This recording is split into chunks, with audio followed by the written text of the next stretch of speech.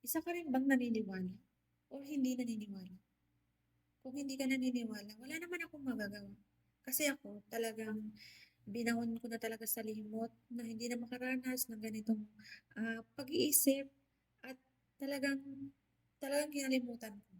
Kasi minsan ko ng naranasan, ah, siguro is 2015 nag, ah, or 2013 ata yun, nagtrabaho ako sa Pampanga. Marami akong naging karanasan sa Pampanga about sa mga bad spirit at sa mga hindi nakikita ng ibang tao. Pero ikaw lang ang nakakaramdam kasi alam nila na nararamdaman mo sila. Minsan, sa buhay natin talagang hindi natin may paliwanag kung bakit talaga sila pilit nila talaga tayong ginugulo. Kahit alam naman natin na wala naman tayong ginagawa sa kanila, pero pilit tayong sa atin nagpaparamdam. Bakit nga ba sila nagpaparamdam sa atin? Alam niyo yung dumating sa point na 7 klase ang nagparamdam sa akin doon sa Pampanga. Isang malaking itim na tao at isang taong gumagawa ng siguro nag-brand out. Parang may nasira ata dun sa loob ng building yata about dun sa parang bodega. Inayos yun. Nakita ko yung tao, putol yung ulo. At doon sa CR, batang umiiyak, yun daw ay pinaagas ata ng dating katulong at minasakiran na babaeng ginangasa dahil kinuha ng isang kargador yung pera doon sa vault. At yung panglima, yung tatay nung amo ko na nadisgrasya. Tapos, may dating, yun po kasing Pampanga is dati talaga siya, nasakop siya ng Mount Pinatubo. Yun daw po yung sumabog na bulkan nung araw, ng mga panahon pa na, hindi ko alam kung anong 90s yun na sumabog. Marami po kasing namatay doon. Kaya yung mga kaluluwa na hindi na magtahimik, parang hindi ko po talaga mapaliwanag. Gusto ko na talaga siyang kalimutan, pero talagang bumabalik-balik sa isip ko kung bakit talagang gusto ko talagang isalaysay ito eh. As in talagang hindi pa ako iglesia noon. Gusto ko talaga isalaysay yung haba ng buhok ko, naranasan ko na nakahiga ako sa mahabang sopa, tapos yung buhok ko, as in nakalugay talaga siya. Tapos, alam niyo po ba, yung hinihigaan kong sopa is may nakasandal na salamin sa ilalim. Tapos, yung buhok ko, hinitak, tapos nakita ko yung reflection ng bata. Hinihitak niya yung buhok ko, kaya doon, nakasigaw ako sa sobrang galit. Tapos sabi ko, ano ba yung nararamdaman ko dito sa bahay na to? Ano bang nangyayari sa akin? Sabi ko ganyan. Dumating sa point na doon ako natutulog sa loob ng kwarto ng amo ko. Ngayon, hindi naman sinasadya na magkakasama kami sa loob ng bahay ng amo ko. As in talaga sa loob talaga ng amo ko, yung amo kong lalaki, babae, tas yung panganay niyang lalaki, sumunod na babae, tas yung bunsong lalaki. Bali tatlo yung anak ng amo ko. Alam niyo po ba, yung higaan ko is nandun sa baba. May foam siya. Kasi nga doon na nila ako talaga tinabi kasi nga hindi na talaga ako makatulog. 1 week pa lang, bali 2 weeks pa lang ata ako, nakakaramdam na ako na hindi nila nararamdaman. Siguro mga 15 days na yon na sunod-sunod na ako natutulog doon na tumatabi.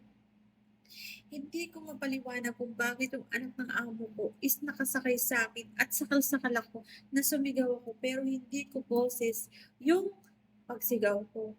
Tapos nagalit yung amo ko, bakit ko daw tinulang yung anak niya? Ang sabi ko, madam, bakit nasa akin yung anak mo? Bakit niya ako sinasakal? Sabi niya, hindi niyo yan anakin, ang sabi ko. Kaya yung kinabukasan, lumipas pa ng 2 araw, pinatawas nila ako. Kasi yung alaga niyo, yung katulong niyo, may third eye, sabi niya ganyan. Yung hindi niya nakikita, nakikita niya. Kaya sabi ko, bakit nangyari sa akin yun? Anong meron? Sabi ko, may third eye pala ako, sabi ko ganyan. Siguro bago ako umuwi ng Bulacan, tinawas ako ng isang babae. Tapos sinara niya yung third eye ko. Isa rin siyang tao ng simbahan ng Katoliko. As in talagang matindi yung pinagdaanan ko sa Pampanga. Hindi ko mapaliwanag kasi lahat ng refleksyon ng salamin, bawat akyat ko parang nakikita ko yung sarili ko kasi lahat ng mga gamit nila is talagang antiko. Kumbaga talagang meron na talagang mga tawag dito is meron na siyang kumbaga 'pag napatakan ng konting tugon na nakamatay na ng tao, parang yung kaluluwa is lumilipat sa mga bagay na hindi natin mapaliwanag. Yun po kasi yung talagang totoo. Yun sa mga naniniwala lang, pero sa mga hindi naniniwala, wala naman po akong magagawa kasi hindi ako mag-iimbento dito ng, about sa mga naranasan ko. Ngayon nandito ako sa abroad, parang bumabalik na naman, sabi ko, ilayo ako sa mga ganitong bagay kasi baka masiraan ako ng ulo lalong-lalo na nag-iisa ako. Minsan naiiwan talaga akong mag-isa. Minsan kaya halos tapos na ang trabaho, trabaho pa rin ako ng trabaho kasi nililibang ko talaga yung sarili ko. Kasi ayokong dumating sa point na uuwi ako nasira ng ulo ko. Tapos baka mamaya dito, dito ko po yung magawa yung hindi ko dapat magawa dahil sa mga kung ano-anong pumapasok sa isip ko. Yun nga yung sinasabi na sa sobrang depress mo, stress mo, yung hindi mo dapat magawa, baka magawa mo. Kaya karamihan ng mga nag-a-abroad, nakakaramdam sila talaga ng hindi nararamdaman ng ibang tao, na hindi naniniwala sa mga hindi naniniwala sa hindi nakikita at hindi nararamdaman. Pero ako naniniwala talaga ako, pero pinapasa Diyos ko na lang ang lahat. Talagang tumampok pa talaga dito. Dito pa talaga sa Saudi Arabia. Dito ko pa talaga naramdaman. Sa tuwing titingin ako sa kabilang room ng aking amo kasi bodega yon, istaka ng mga gamit. Eto labahan lang talaga, kusina. Kusina siya. Yan, pag tinitingnan ko yung bintana na yan, parang may nagre-reflection siya sa kanya. Tapos, direkta na parang labangan sa washing. Yung nakikita na side doon is isa po siyang bodega ng tambakan ng mga gamit. Kaya nakakapagtaka kung bakit yan ang nangyayari at bakit nararamdaman ko. Siguro merong gustong ipaliwatig ang isang ang kaluluwa na hindi matahimik. Ito po yung mga sinasabi ng mga bad spirit or mga kaluluwa na hindi pa umaangat sa langit. Pero isa lang pong masasabi ko, lalong-lalo na sa mga nag-iisang katulong dito sa abroad, lalong-lalo na katulad ko, ang gawin lang po natin, lagi tayong manalangin, magdasal, ilayo sa kapahamakan, ilayo sa mga matitinding, kumbaga ilayo tayo sa mga hindi dapat nating ipasok sa ating isip.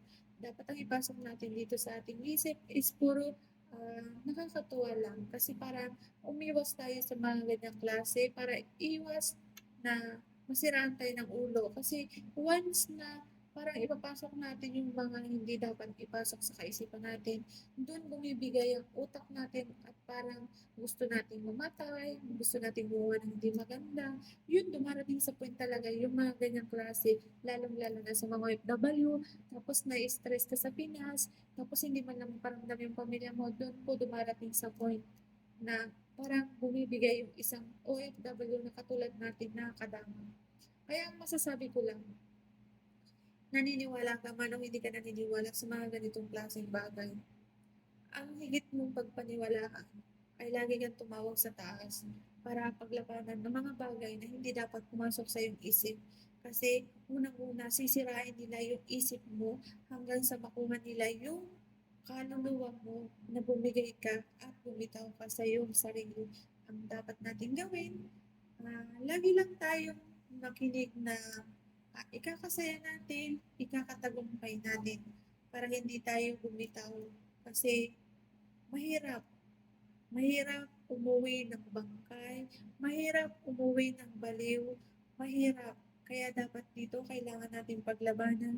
Binibigyan ko kayo ng parang maging isang halimbawa na lang para may mapulot po yung ibang tao. Hindi ako gumagawa ng contents, hindi ako gumagawa ng video para lang naman is parang sumikat, hindi. Kasi ito talaga totoo talaga 'tong nararanasan ko dito is kinuwento ko na nga sa anak ng amo ko, almost 10 years na daw pero wala silang nararamdaman. Pero sabi ko, "Bakit gano'n ang nararamdaman ko?" Sabi kong ganyan.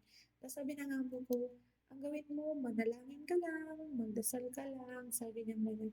Kaya higit kong pinagpapaniwalaan ang amo kong babae kasi siya yung laging kasundo, siya yung laging kong sinasabihan about sa mga problema. Kaya ang higit nating pagtuunan, lagi tayong manalig sa taas at huwag nating isipin kung ano man yung nagpaparamdam sa atin. Yan ay talagang nagpaparamdam kasi ah, nakikita niya lang siguro, natutuwa lang siya siguro, kaya nagpaparamdam siya.